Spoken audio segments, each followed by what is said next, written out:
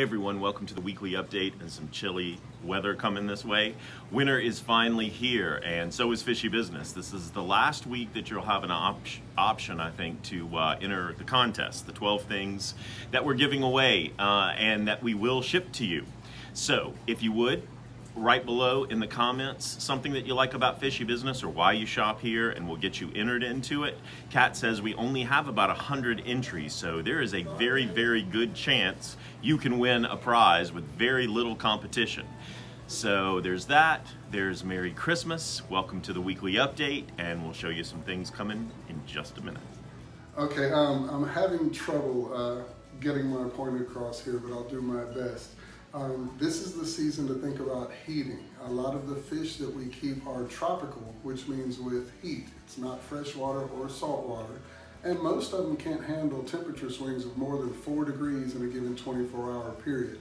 Lowers the immune system and allows parasites to kick in, things like that. When you do select a heater, typically select one that is rated a little bit larger than what your tank volume can handle. That will give it a chance to not stay on as long, and they tend to last more when they're not running constantly. If you put the heater next to the filter, it'll help circulate the heated water everywhere, and that'll make it more efficient also.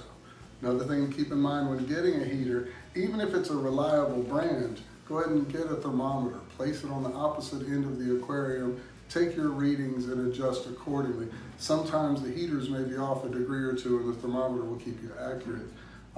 One more thing while we're thinking about it, try to make sure your new water and water changes is the same temperature as your old water, and we won't have any drama or stress.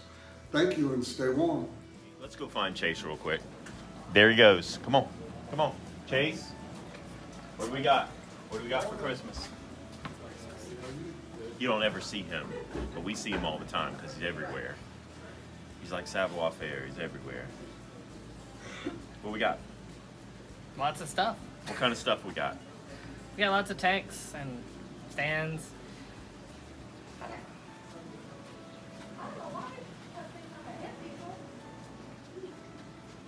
We got lots of tanks and stands.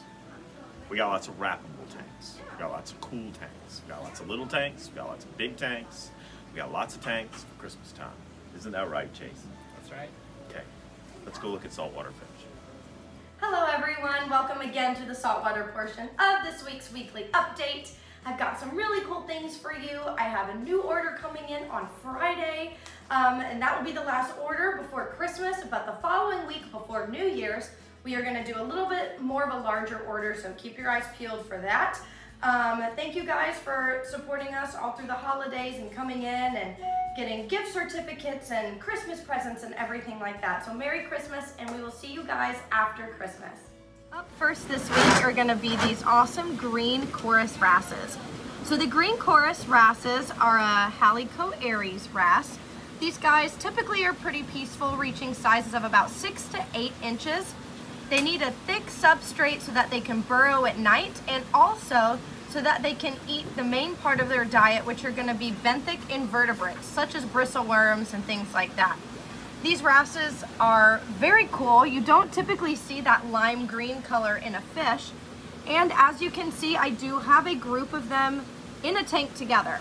So as long as you have ample hiding rooms and nooks and crannies for them to hide in, and so that they can all have their own territories, you can actually put a school of green CORIS wrasses together. Next is gonna be the cute little VALENTINI saddle puffers. These are a small dwarf pufferfish species, so you can put them in tanks even as small as the BioCube. VALENTINI saddle puffers get that name from the brown bands on their back that look like saddles. These guys are invert eaters, crab, snails, and shrimp, and you guys saw. And right now he's hunting in the sand for any little invertebrate to eat. Puffers are really, really cute, but we do need to make sure that we house them specifically with other tank mates that are gonna work well with them. All right, this next fish I'm showing is actually a special order, but I wanted to show him to you so that you guys can see what I can get. This is a male green bird wrasse. So when it comes to bird wrasses, your males are the green ones and your females are the brown birds. Greenbird wrasses are a large-bodied wrasse, so they do not play well with other wrasses, and they will eat all of your invertebrates, your crabs, snails, and shrimp. but these guys are very active swimmers. I would suggest at least a 6-foot tank so these guys can swim appropriately, but they're a very awesome colored fish. This is one of the most popular fish in the saltwater world, especially for fowler tanks. This is the clown trigger. Clown triggers are very popular due to their coloration, as you can see. It's just, there's not another animal on this earth, whether it be an aquatic animal or a terrestrial animal, that have this same coloration. These guys are pretty aggressive, so definitely a fowler tank with other larger, more aggressive predatory fish, and they have ever-growing teeth. So they do need things like clams on the half shell as well. And if you're worried about that white spot on his right pectoral fin, that's just lymphocystis. That is something that typically comes off when you move them from tank to tank or with water changes. It is not harmful and it cannot be passed to other fish. But definitely if you've got a fowler tank and you're looking to add your really big showpiece, showstopper fish, the clown trigger is going to be the perfect fish for you.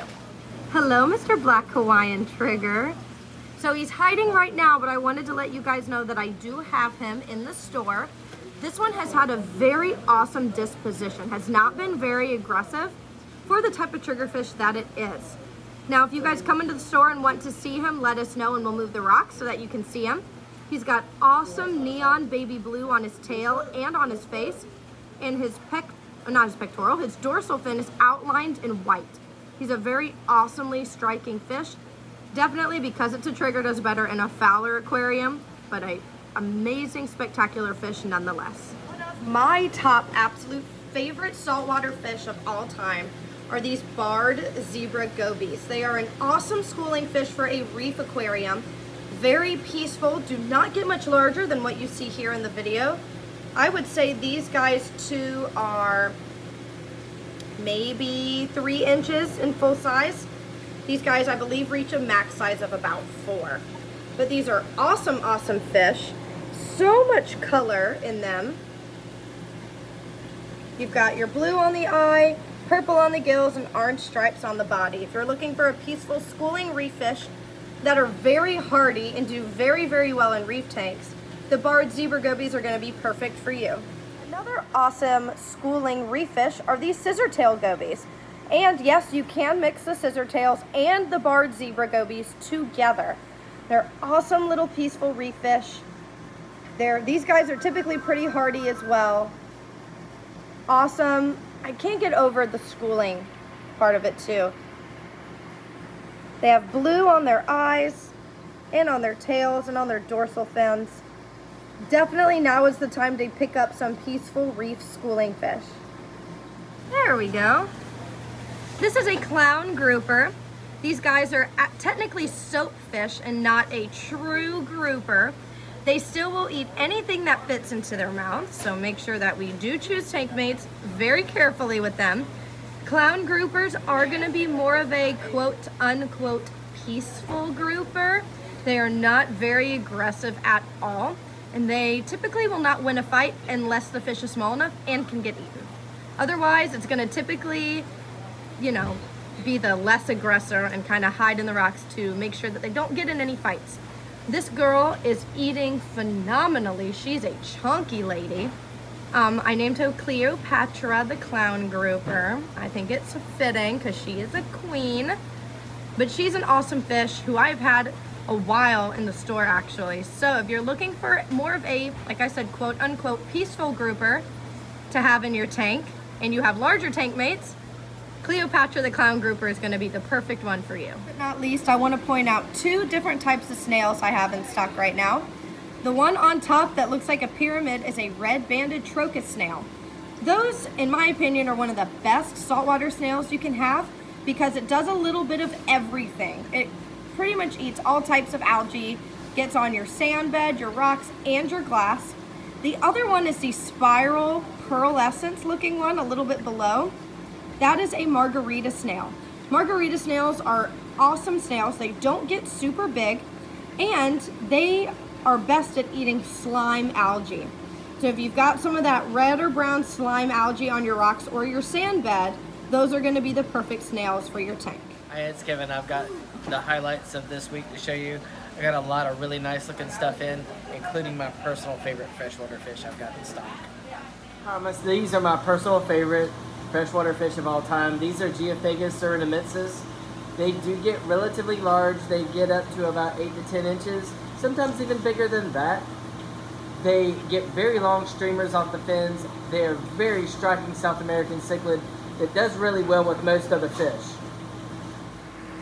If you've seen our in-store pet potato, you now are looking at little tater tots. These are smaller FAHAKA puffers. They are about 2.5 inches. These guys actually come from Africa. They get in excess of 12 inches full grown, so make sure you've got a large tank for these guys. They love to eat mussels and snails as a main part of their diet to file their teeth down. Another cool thing we got in, these are avocado puffers. Golden avocado puffers come from Malaysia, Indonesia, and Thailand. They are a freshwater puffer. They max out usually a little bit shy of 5 inches.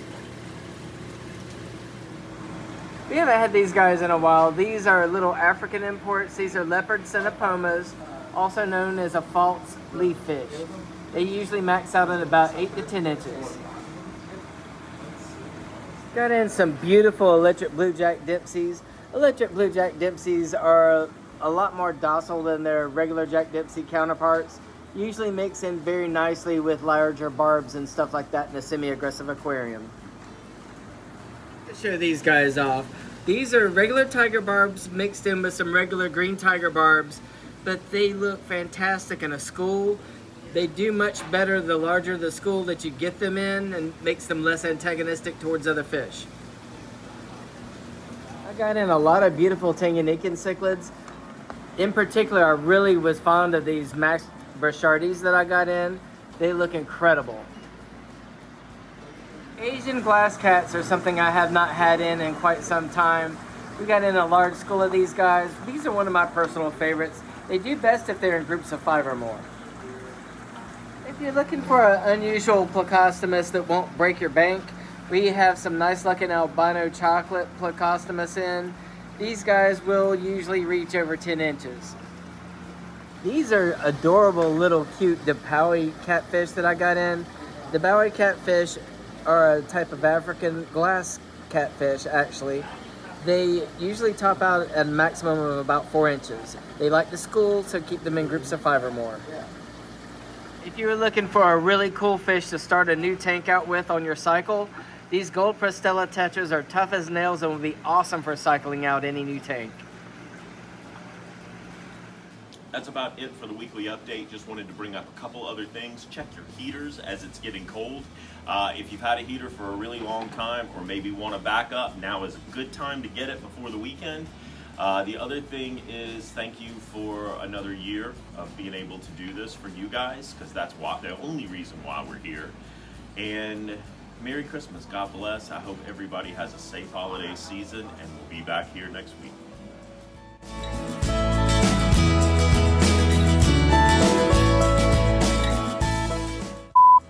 Heard of Elf on the Shelf? This is Rich on a Stick. That doesn't rhyme No, with stick. I know. All right, so I'm gonna shoot it for real this time. That was for the funnies. Hey everyone, welcome to the weekly update. This week we're gonna get right into the fish, as this week is kind of flown can't believe it couldn't even get out one sentence.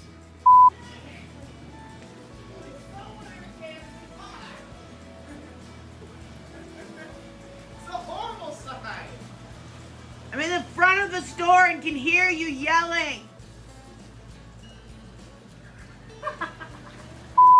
Hey everyone, welcome to the weekly update. By the time you see me next time, my hair will be blonde again and cut properly, since in all these videos that I've seen. That's it, bye.